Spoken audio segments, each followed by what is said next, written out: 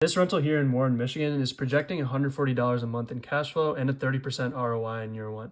Let's break down the numbers and see exactly how this works. Based on the photos here, you can obviously see that the property needs some touch up, so we're going to set aside $5,000 here to be safe. The days on market for this house are pretty high, so we can feel pretty confident about putting in an offer 5% below asking. I'm going to analyze this property on MichiganRentalAnalyzer.com, so I'm going to throw in the address right here and then pull up the data. These are the inputs we're using for purchase and financing.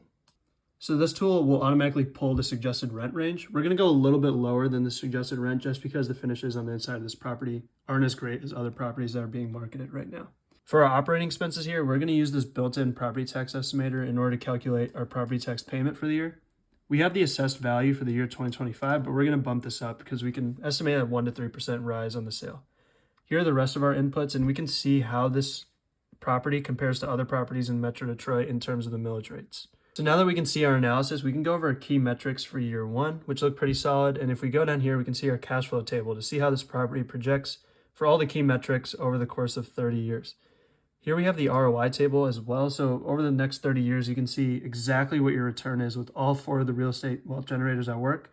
So cash flow is just one piece of the puzzle. You can see appreciation gives you a huge bump along with debt pay down and tax savings if you choose to do straight line depreciation.